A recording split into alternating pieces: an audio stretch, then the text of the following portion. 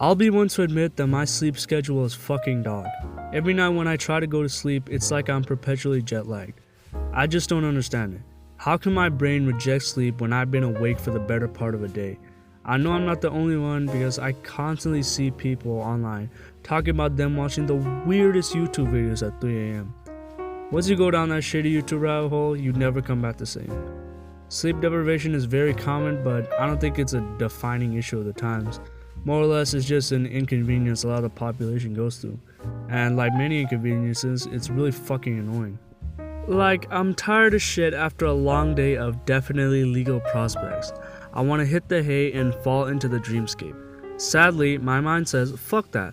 Let's recall every memory you've had in the past decade, because that's the best thing to think about at 3 in the morning. Literally is as valuable as a summer ant. I'm just gonna stomp you. You're gonna keep coming back. I'm gonna seal up all my cracks. You're gonna keep coming back. Why? Because you keep smelling the syrup, you worthless bitch ass nigga. Don't even get me started on fever dreams. I've legit not even been able to take a nap again because of fever dreams. From what I could tell, a fever dream is a bizarre and unpleasant fever-induced dream. To give my experience, every time I go to take a nap after a long day of school, I am punished. I wake up to extreme dehydration and bloodshot eyes. The left side of my head feels like someone did a hair transplant on it, and I just look like I'm off some shit you'd find on the dark web. The time you spend sleeping is a third of your entire life. A third! Makes sense why someone would not want to sleep. You feel like you could get so much more done if you didn't need sleep, and you can to a certain degree. You'll generally be safe as the human body can go around 11 days without sleep. As per the record, Randy Gardner, a 17-year-old high school student who attempted that very feat, 264 hours conscious. Around here, we just call that Tuesday. So yeah, you'll probably be safe to not sleep for maybe 48 hours, but don't get it twisted, you won't be healthy, not by a long shot. You'll essentially be functioning like Lil Baby in that one interview. And I've actually tried this before, not for studying of course, that's a horrible fucking idea. Listen, if you like taking tests off of Perk 30, then I'm not gonna stop you. Just don't be surprised when the functions start looking like hieroglyphics. And with studying in the mind, does coffee and caffeine actually work on you guys? Cause I swear it does absolute jack to me. Like, I've drank a full cup of coffee before and I was knocked out thinking it would do something to me. Is this weird? I don't even like coffee, and caffeine only works on me if I go to extremes like Monster. It's not like caffeine is something I take regularly, I avoid that shit altogether, but I digress. I won't talk about my strange relationship with caffeine anymore. I've tried to stay up as long as possible to experience self-induced hallucinations.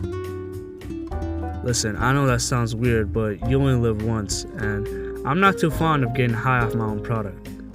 Sleep-induced hallucinations happen obviously because of a lack of sleep. I've gotten close by staring at myself in the mirror. You're probably like, that doesn't sound too bad. What could be hallucinogenic about that? Well, if you couple that with the fact that I only had a few hours of sleep beforehand, and it was the absolute dead of night, it wasn't bad, but it was weird. I'd stare at myself in the mirror, watching my face become congealed and completely change from a normal person to that of a fucking demon. Nighttime. I was so close, but other than that, I haven't been able to simulate a true hallucinogenic state since I've fallen asleep too soon. It's like a child falling asleep right before New Year's, except more psychosis. To properly simulate hallucinations, it requires a lack of stimulus, which basically means you have to lose or reduce most of your senses. I think of it like a midway between dreaming and still being awake.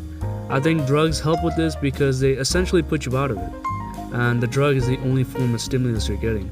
Sounds like a perfect way to experience hallucinations. All you need to do is pretend you're your favorite rapper, and who knows, you might just be meeting them. Back to the topic of sleep, or lack thereof. There's a weird plateau of tiredness you reach until you're awake, but you're in a vegetative state, almost like a drug-induced state. Now I should probably warn you not to fucking stay up for extended periods of time exceeding 12 hours, since it's bad for your health. But also, unlike drugs which result in you getting a shitty dopamine fix, the only thing staying up gives you is the opposite. Like, there's physical pain involved in staying up too late. I should know, those late nights watching SpongeBob because I had fuck all to do. There I am, Gary, there I am. My eyelids felt sore, my eyes were stinging from how tired I was. Please don't stay up, there's no fucking reward unless you count coming into contact with a shadow demon as a reward. Insomnia is something I struggled with previously. If you're one of those lucky enough to fall asleep as soon as they lay down, I'm envious. You just know it's gonna be one of those nights when you're laying in bed for hours, desperately trying to sleep, looking like a dumbass because no matter how hard you try, your eyes are wide open despite the fact you haven't gotten sleep in over 16 hours. And guess what? You are a dumbass for forcing yourself to sleep. That's not how it works. Sleep is supposed to be a relaxing thing. It's a way for you to reset and be ready for the next day. It's like trying to change the direction of a waterfall. You have to go with it, not against it. Every time it's gonna be a sleepless night for me, I'm just left defeated. Because insomnia is not a battle you ever win, alright?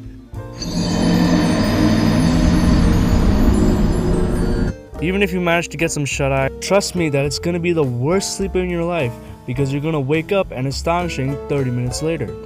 My insomnia was so bad, it changed my opinions on day and night. I used to be a strictly night person before my body was literally deteriorating every night because of insomnia. I stayed up so late not doing anything except trying to sleep. Not playing a game, not watching a video, no stimulus whatsoever. In fact, I was trying to avoid stimulus because I wanted to fucking sleep. And ever since that, I've been a morning person. Sleeping habits have definitely improved now, but every once in a while I'll get the odd fever dream or a dream that wakes me up because it was so realistic. But in two very rare instances I had experienced sleep paralysis. You've probably heard of sleep paralysis before. I know I've been very interested in that aspect of sleep.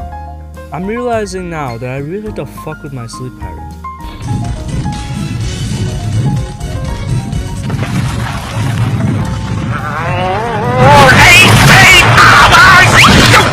Maybe I shouldn't be surprised considering. Sleep paralysis is obvious. A sleep-induced paralysis where you're stuck in a fixed state, however your eyes are still open and you're still conscious. I would describe it as somewhere in the middle of a dream state and full consciousness. It's basically like your dreams phasing into reality.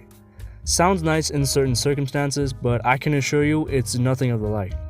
It goes from LSD dream emulator to fucking Silent Hill PT in a matter of seconds. It's fucking terrifying. Let's go over my first experience. I was in another country sleeping right off the flight with some horrible jet lag, so I'm not really getting any sleep. I keep switching back and forth from a deep sleep to abruptly waking up. I wake up really slow in one moment, annoyed because I just want to sleep, and when I'm trying to go back to sleep, there was a ceiling fan in this room which was pretty loud, and it was making this loud electric hum as it spun. And my ears decided to focus on that. While that was happening, it was getting louder and louder. Eventually the sound transformed into the stereotypical computer glitch sound, and that sound was getting louder as well. While that shit was happening, I looked on the wall and everything was getting chopped up and glitching out too. Except in one moment, my mind created the demon. It was just a pixelated woman with long hair. I was getting kinda scared at this moment. I tried to physically shake my head, but nothing happened. It was kinda like I was glued to the bed and couldn't even move. That's when shit started to hit the fan. Thankfully, I had realized what was happening and I was able to fight it and get up from the paralysis, but it took like 30 seconds. It doesn't seem like much, but imagine me paralyzed for 30 seconds straight. That was the scariest part. The sounds and the paralysis demon weren't too scary as I knew what was going on, but that feeling when you can't get up no matter how hard you try is scary as shit. The second instance of sleep paralysis I had was during one of my insomnia-ridden nights. It started the same process as before, switching back between waking up and falling back asleep. I hit that spot again in between dreaming and being fully awake. I had an electric fan beside my bed and like before, the sound started to change. But instead of the glitchy nonsense from the previous instance, the fan got louder and louder, and the sounds of the fan changed into chatter, like restaurant chatter or classroom chatter. But it got loud, and when I mean loud, it felt like there were 50 people talking directly in my ear. There were no words being spoken, it was just murmurs of nonsense being spoken. And that shit fucked me up.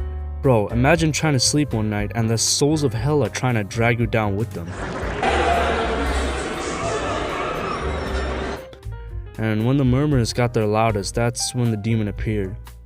I don't really remember what it was too clearly, but from what I could tell, it was a black apparition crawling from behind my bookshelf, which was at the end of my bed. It was maybe a woman with long hair as well, but I don't remember too clearly, and trying to break out the paralysis was even more scary because I couldn't move any part of my body, not even my neck. So I was laying down, desperately trying to move while this demon was crawling towards me. The best I could do was move my goddamn finger. My finger. It was so bad, it literally felt like I was strapped down to my bed. Once my finger broke through, everything faded and was back to normal. Sleep is a weird fucking thing, and I should probably get more of it. My best tips to stay awake though is honestly just hydration. You have no idea how much more awake you are after you drink some water. With that being said, rest easy. I want to give a quick shout out to two people who helped make this video. First is the one who made the thumbnail is my good friend KORDUPP. He makes some really fantastic art. His socials are in the description. Make sure to check him out. Second is my good friend Prod Emo Boy, who made the outro music you're currently listening to. Check him out as well. His socials will also be in the description, and I think his music is fantastic.